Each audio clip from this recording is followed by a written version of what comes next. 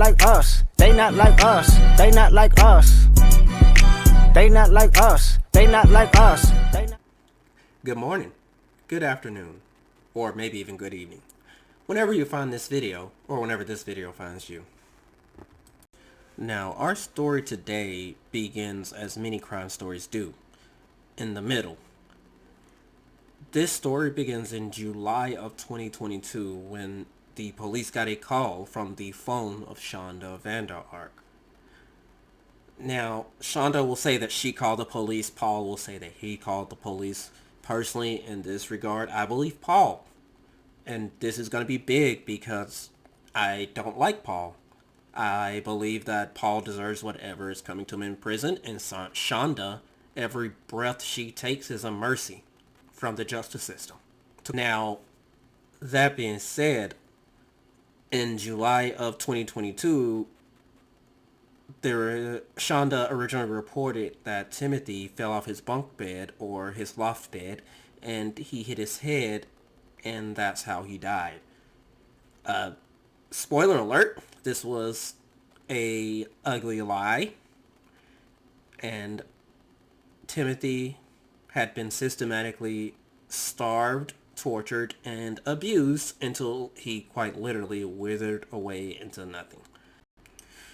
Now, originally, in his police interrogation, Paul sided with his mother, saying that they never intended to hurt Timothy and that they never abused Timothy. Now, it doesn't take long before the detectives turn Paul against his mother, because as we see that Paul will be functioning at a level that the rest of us can't comprehend.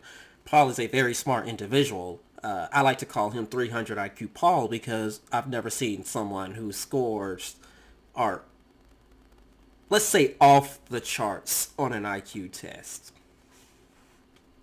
Now, to save us a bit of, filler, Paul here is testifying against his mother. He has a deal that if he takes it to trial, they won't use what he say against him in the trial, and that the prosecution will argue on his behalf to have a lighter sentence. I will say that justice in at least Paul's sense is delivered, and we do love justice in this house. You know, it's right here. We do love justice in this house. Justice, we love that stuff.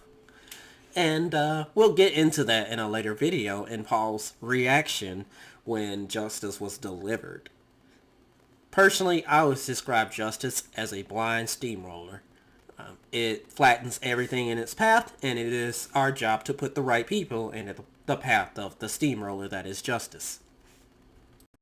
Now, Paul here is going to be questioned about the prosecutor first, and then the defense attorney second. And one thing worth remembering is that Paul here is on the side of the prosecutor, but the prosecutor is not necessarily on Paul's side here. The defense attorney is definitely going to be against Paul because he is trying to get the attention of this case put on Paul and off his client so that she can be found not guilty. I'm sure being a defense attorney is rewarding until you have to defend what is quite literally the devil. And my hat goes off to the defense attorney. He did the best he could with what it wasn't winnable. And now here we will see what the prosecutor, whose name I think is Roberts, the prosecutor Matt Roberts, questions Paul. And let's see what Paul has to say on the stand. Besides your younger brother, G, and yourself, at the time that your brother Timothy Fergurson passed away, who was living at the house in Norton Shores? Besides you and your younger brother, who else was living in the house? My mother and my my little brother, though he was at my grandparents at the time, my step-grandparents. Alright, I know that was a short clip to begin it, but the reason I wanted to show that is to kind of drive home how nervous Paul is. And just to point out, when he looks over in his mother's direction, he is so afraid of her that his voice literally catches in his throat and he can barely speak. And the fact that even in this courtroom setting, he is still deathly terrified of his mother and her potential potential retaliation that even in this moment in a courtroom setting, which is quite possibly the safest you can be, he is still scared of her, and I find that quite interesting. And we know courtrooms aren't completely safe. I mean, I think last year we got a defendant who managed to make a, 12-foot jump over the bench at a judge, so we know they're not as safe. Not 100% safe, but I think it's safe to say that Shonda can't get to him in this moment, and he is still conditioned to be terrified of her. When did Timothy come to live with you and your mother in that house? May 27th of 2001. 2001. Was it maybe 2021? 21. Okay. I'm so sorry. That's okay. It is no secret, I do not like Paul. I find Paul to be a disgusting human being. But I gotta say that if you are on trial, or I guess he's not on trial, but if you're testifying and you hold some responsibility in the horrific torture and death of your brother, I get that you're nervous, but please do not try to smile on the stand. It does not suit well. And now, I'm going to try and edit a picture right here. Hopefully, I'm not overestimating my editing skills here. But I gotta say, in this image with this smile, Paul here looks like the skinny archetype of a goblin to me. Like, if you've ever played, like, Dragon Dogma, or, like, seen Goblin Slayer, or an anime called, just anything that involves a goblin. There's usually a short goblin, a hobgoblin, and a skinny goblin type, and Paul looks like he could be the character design for the skinny goblin type if you paint him green. And at some point in time, did something happen to Adam where he wasn't living in the home anymore? He suffered a stroke in January. Did he leave the house at that point? Yes. When he left the house at that point, then is that then when it became just you, your two brothers, and your mother living in the home? Yes, sir.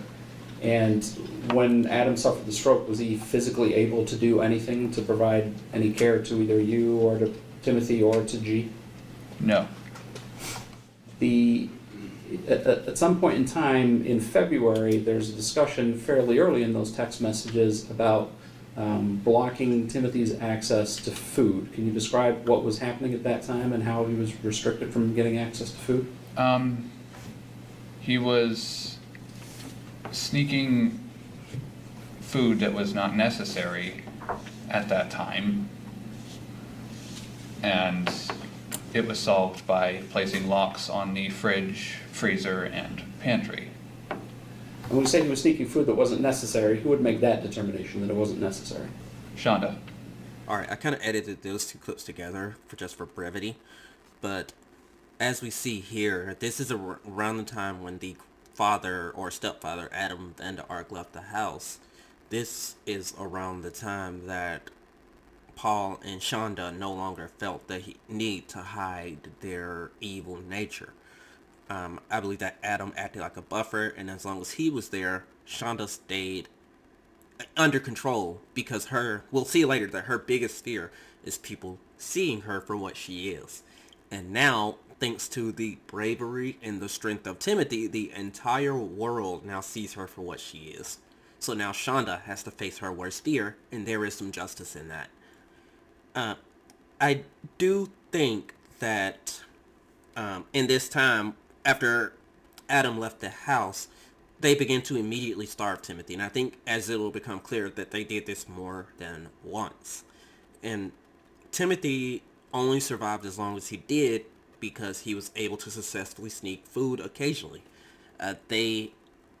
We found out later that Paul was primarily in charge of feeding him, and then according to the younger brother G, who will not be mentioned, Paul just wouldn't do it during the day a lot of times anyway. So even though Paul tries to put this on Shonda, a large portion of this is still his fault, and he does not, like his mother, he does not want to take responsibility for that. Alright, so I'm going to read this here. And this phrase here, he was sneaking food that was unnecessary. What Paul is doing here is called parroting. Parroting, to repeat exactly what someone else says without understanding it or thinking about its meaning.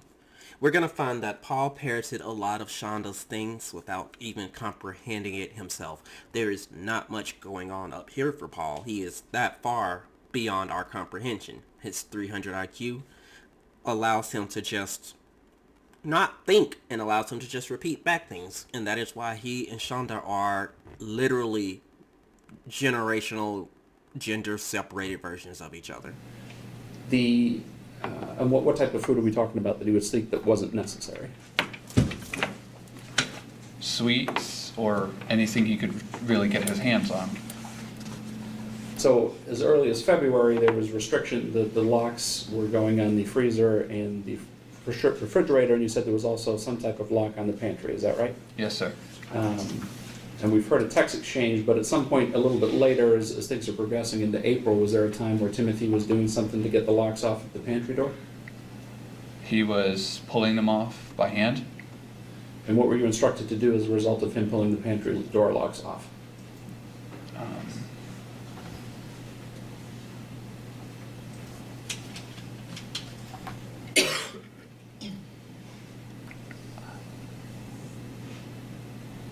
Let me ask you this way: were you given some instruction to replace that lock? Yes, And who gave you that instruction? Shonda. And what was your understanding of why you were locking the pantry back up? Because he was sneaking food. Let's talk about your brother Timothy for just a little bit. Did Timothy have some special needs? Yes. What was your understanding of what his special needs were? He was attention deficit hyperactive disorder, as well as autistic. He had speech and motor impairments. Speech and what type of impairments? Motor impairments, movement impairments. Movement impairments? Yes. And at the time that he came to live with you, was he supposed to be taking some medication? Yes. And did he stop taking his medication? Yes. Why did he stop taking his medication?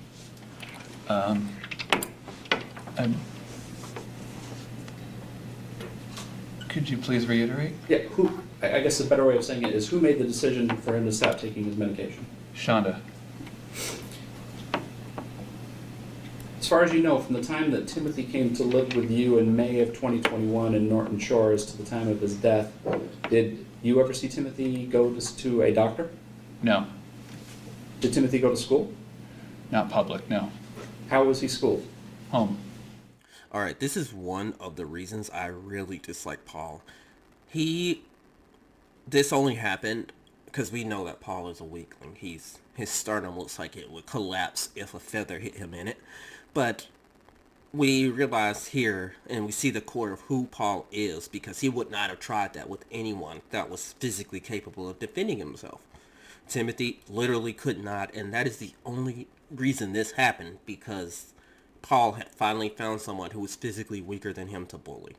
And that... When, if ever, was he ever allowed to go outside? To walk the dogs sometimes. And when he would walk the dogs, where was it that he would walk the dogs? In the backyard, out of sight. Was there ever some physical discipline that was involved with him being outside as well? Yes. What was that discipline? He was made to run up and down the patio stairs. And those are stairs in the back of your house? Yes, sir. Are those visible at all from the front of the house? No, sir. Visible to anyone walking by on the street or driving by, anything of that nature? No, sir. There are some text messages referenced in there where there's a discussion about doing the stairs chasing style. What is that, if you remember? Following close behind him to ensure he moves faster. And who would be the one that would chase him if that was taking place? I had to.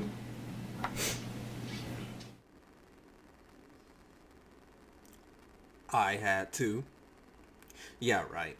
I don't believe this for a second. See, I think right here, and this is just my 2 cents, because I see through Paul in this regard. I think that Shonda would allow him to go outside and probably made Paul make him chase the stairs. But I believe that, or made Timothy run the stairs. But I do believe that Paul's came up with the idea to do it chasing style, to chase after Timothy up and down the stairs. There's a couple of reasons that I think this. One, something Millie, who is Paul's older sister, said. Paul is the biggest bully she had ever met. And 2, Paul is a fan of My Hero Academia. I am a fan of My Hero Academia, as we can see. And it's something I don't get about Paul, because the theme of My Hero Academia is helping and saving people, and it's seeing people as human, but he had none of this for Timothy. Anyway, in it, the main character Deku is a powerless, or he's quirkless or powerless in a world where most of the world has superpowers, but he wants to be a superhero. And spoiler alert, he meets who is basically the Superman of that series, and he get that after proving himself to the Superman of that series, he gives him his power. Now, this power is called One for All, and this is important because the main character Deku realizes in the series, he cannot use One for All the way his teacher did. So he develops One for All shoot style. I believe that this is some twisted play on that for Paul. Shonda's punishment was stairs, so he's like, oh, I'm going to do stairs chasing style. He didn't have to do it. He definitely wanted to do it. And you can tell, and this is so disgusting to me, you can tell he enjoyed it because of the way he licks his lips in the next clip you're about to see after immediately talking about chasing style. And I hate the way Paul licks his lips. It is gross. It makes my skin crawl. I want to throw something at him. It is disgusting. Following close behind him to ensure he moves faster. And who would be the one that would chase him if that was taking place? I had to.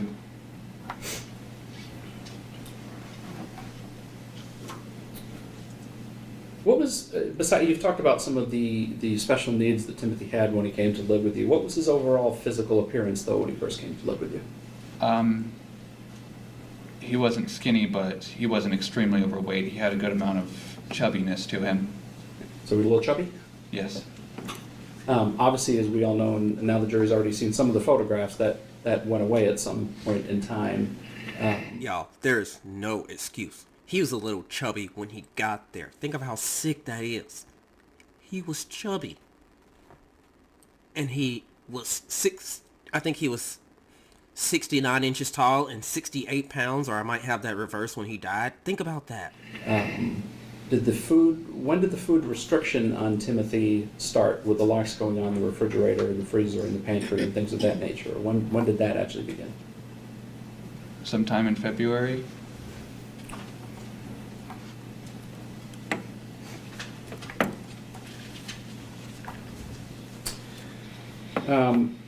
There's been some testimony already about Timothy going on a hunger strike around the time of Adam's stroke. To your knowledge, did Timothy ever go on a hunger strike when Adam had his stroke?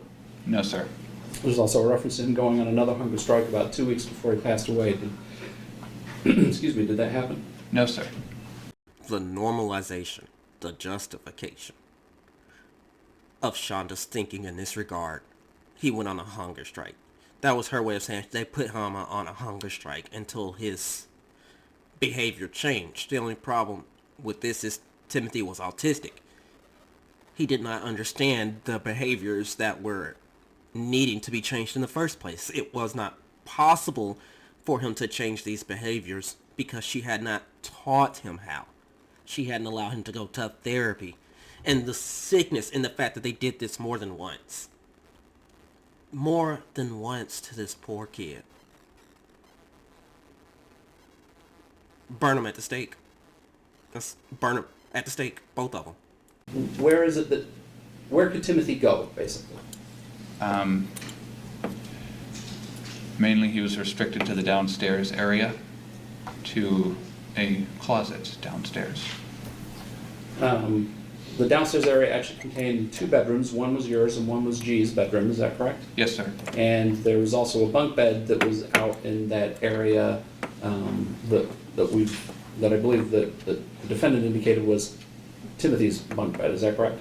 Yes, sir. Where did he actually sleep most nights? In the closet. What did you call the closet? Was there a name you used to refer to the closet? The small room. And what was in the small room if Timothy was in the small room? There was a camera monitoring him, even when he slept. Was there an alarm on the door as well? Yes, sir. Some type of motion sensor or alarm? Motion, vibration, yes. So we had that on the door and then a camera actually inside the room as well, is that correct? Yes, sir. And were there times where you were required to watch that camera? Yes, sir. And to your knowledge, were there times when your mother was watching that camera as well? Yes, sir.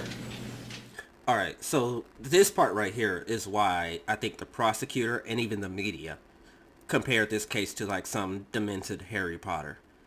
The closet they made him stay in was like a cupboard under the stairs. And when you see pictures of it, and I'll try and post a picture here. Y'all, I don't think this closet was even big enough for him to stand upright in. And he was given a tarp. And they made him sit on his knees with his hands on his head. And I think they made him stay like that overnight at times. Just think about that. With alarms that would paralyze him with their sound. Because, again, ADHD, autism, sensitive to sensory input disorder. So he was denied any sleep. He had to sit in a stressed position. He had to sit in this cramped area that was basically like a crate. You literally don't treat animals this bad. And every breath Shonda takes, and I will say this again and again, every breath she takes is a mercy from the Lord. Was there a restriction on how much Timothy could move while he was inside that closet? Could you please reiterate, sir? Were there any restrictions on his movement inside the closet, or was it he could move around however he wanted inside the closet? There were restrictions. What were the restrictions on his movement?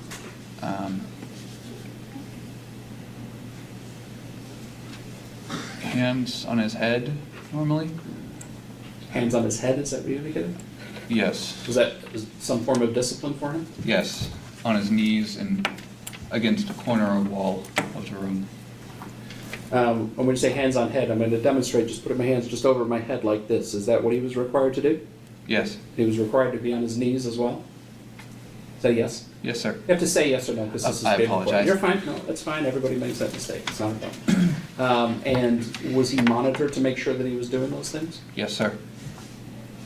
And for how long would he have to do these things? Several hours. And that was inside his closet, for lack of a better way of putting it, what you referred to as the small room, correct? Yes, sir.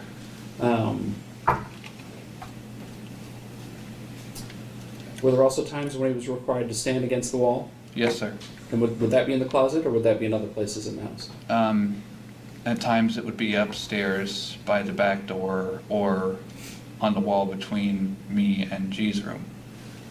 And when he would stand against the wall, how long were we talking about that he would be required to do that? Hours, sometimes overnight.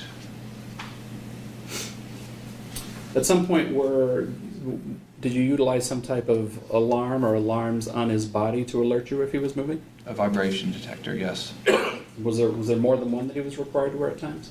At times, yes. Where were those devices located on his body? They were normally tied to the back loop of his belt, or the back loop of his pants, I apologize.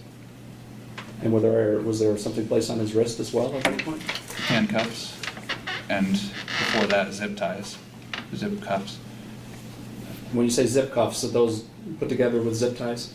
yes. And those were designed to restrict what? Movement, Of what part of his body? his hands. I think there's a text exchange that the jury's heard a couple of times where it's referencing him tightening those zip cuffs on his wrist. Do you recall that? Yes, sir. And so what was happening that caused you to send that text message and had that exchange with your mother about those zip cuffs? He was complaining about them being too tight. And what was your mother's response when he was complaining about those being too tight?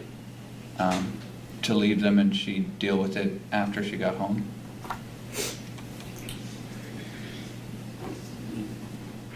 So the jury has some clarity in terms of a schedule here. You and your mother worked basically different shifts, for lack of a better way of putting it. Is that fair to say? Yes, sir. What was your job at that time? I worked as a dishwasher at Applebee's. And Another thing that infuriates me. Paul worked at Applebee's, surrounded by food. His social media there's like a food obsession. He's constantly trying all these snacks, looking disgusting as he does it, and showing that he has absolutely no concept of grace, which I know it's not something we usually think about, but if you do things, everything Paul does is without any type of grace, and it basically means that he has absolutely no swag. Bro has negative swag. He walks into a room and the swag of everyone in the room drops. He has no concept of how to interact. And I don't think that there's any diagnosis wrong with Paul. I think Paul is just an idiot. And I believe that he wasn't given enough attention growing up. That being said, as an adult, he was an adult here. He worked around food. He was constantly buying and testing different foods on his social media. We know by this point Timothy was willing to eat out of the trash can. There are so many things Paul could have done to help Timothy. Not that I'm justifying feeding Timothy trash, but there are just literally so many opportunities that where Paul could have just offered any type of help and he didn't. And that tells me all I need to know about Paul. That Paul only cares about one person. And I guess someone has to. Because I guess he's the only one. And definitely his totally sane fiancée doesn't care about him. Job as well. Yes. Where was your mother working? As a court scribe, I believe you would call it. Okay, and where physically was that job? Did I remember of? Did she say here at this courthouse? So there was a time she worked at the Muskegon County Courthouse? Let me ask it this way. If Timothy had to go to the bathroom, how would he go to the bathroom? He would have to ask and he would be timed. And who would do the timing? Whichever one of us was there. So he'd ask, basically has to ask permission to go to the bathroom? Yes, sir. And what time was he allowed to go to the bathroom? For urinating, it was a minute. For You can say the word, it's okay. taking a poop, it was 2 minutes. And who set those time limits? Shonda.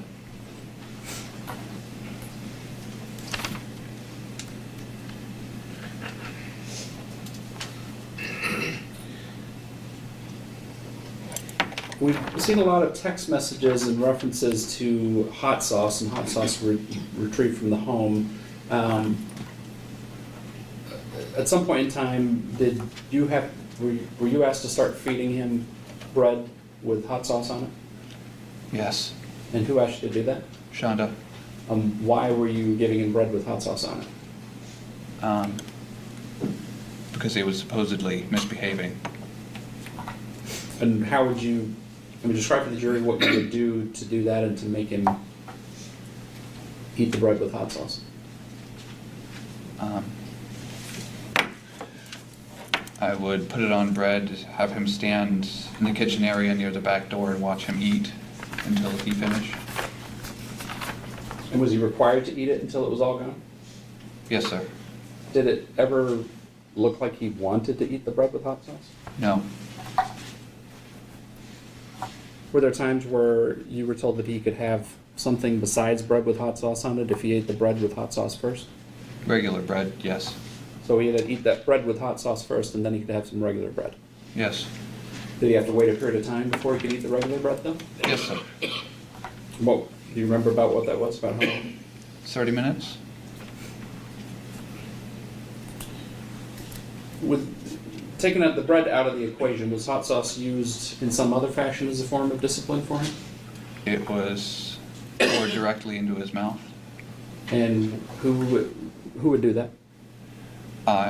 Me or Shonda, me under her orders. Alright, so let's do a quick checklist on just the bathroom torture alone. So, he no doubt, every time he even asked for something, he was punished. The physical beating aspect is something that we don't know about. That's kind of like in the background here. We know they were hitting him. And next, he was only given like a minute to pee and 2 minutes to poop. I want you to remember that because they also only fed him bread with hot sauce or just straight hot sauce or sometimes regular bread. That means that no doubt his stomach was constantly burning. And when he went to poop, that no doubt that burned as well. And then he would be cut off and then have that burning feeling inside him. And they would no doubt push him to his limit, making him run, which makes it harder to hold that. Then he would no doubt go on himself and they would leave him in the dirty diaper. Think about how hot that poop is and what they were doing there. It's literally sickening. Just the bathroom torture alone is literally sickening. And it's just like what you sound like? How did you do that? Had him open his mouth and poured it in.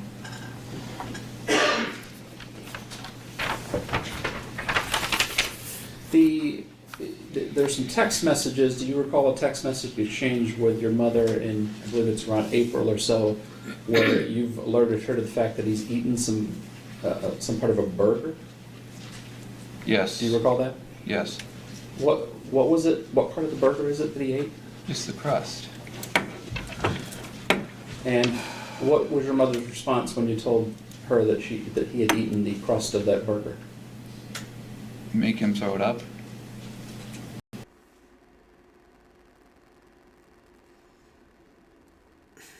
Did you try to do that? I tried at first, yes. How did you try to do that? Putting a finger into his mouth as instructed to the back of his throat to induce vomiting. So who gave you the instruction to put your finger in the back of his throat? Shonda? We don't see a text message to that effect. Were you two also communicating by camera as well? Yes. The cameras had was it a two-way capability, basically? You Yes. could talk to the camera or You something. could on the talk camera? and they could hear. At certain times it could be activated. Was there ever any other time where she instructed you to make Timothy throw up? Yes. About how many times did she instruct you to do that? 3 or 4.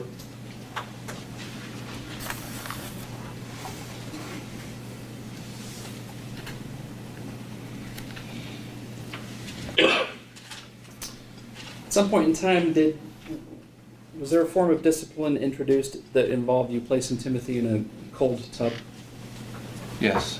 And what was the mechanism for that? How did you do that? Clog the tub, plug it, turn on the water, and take the ice that was in our ice maker upstairs and put it in, and have him get in. Initially, how long was he supposed to sit in the cold water? 30 minutes. 30 minutes? And that, when we say cold water, we actually mean water with ice cubes in it? Is that what you're talking about? Yes. And how often, when did that start in relation to when Timothy died, if you remember? I do not remember the exacts. And do you know about how many times you did that up until the day the day before Timothy died? Before the day that Timothy died? The day before Timothy died, we'll get to that in just a moment, and I believe that... 3, then. So you remember doing it 3 times before the day before Timothy died? Yes. And who would direct you to put him in the ice bath? Shonda?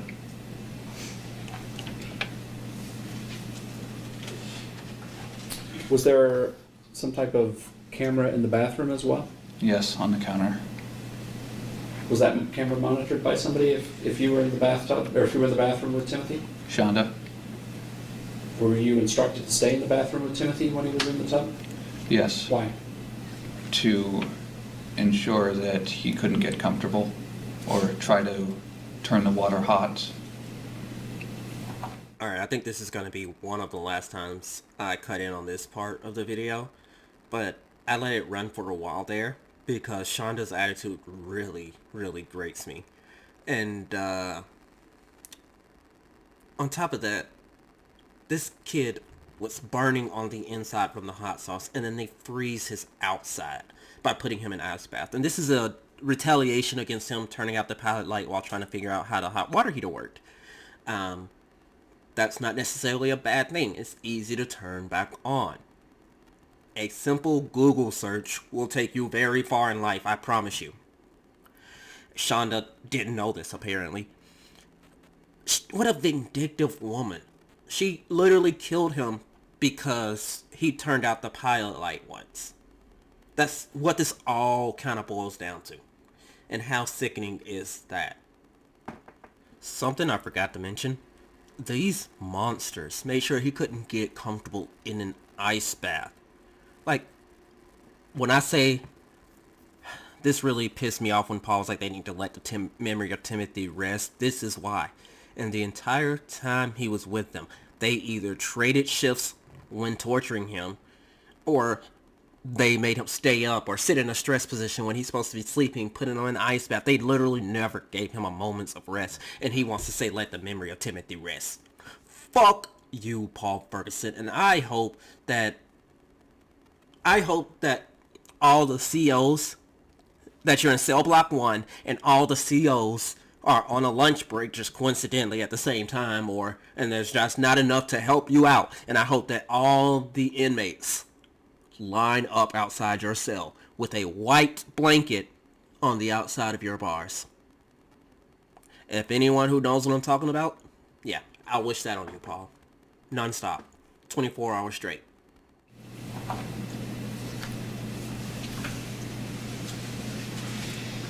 And what would you, if you tried to move around, what were you instructed to do? I don't quite understand. If you said that you were supposed to make sure that he stayed uncomfortable, how were you supposed to make him uncomfortable in an ice bath? Put his body at an odd angle that was not a comfortable position to be in. When he was in the tub, would he try to rest his head somewhere? On his shoulder, yes, or the lip of the tub. Was that allowed? No.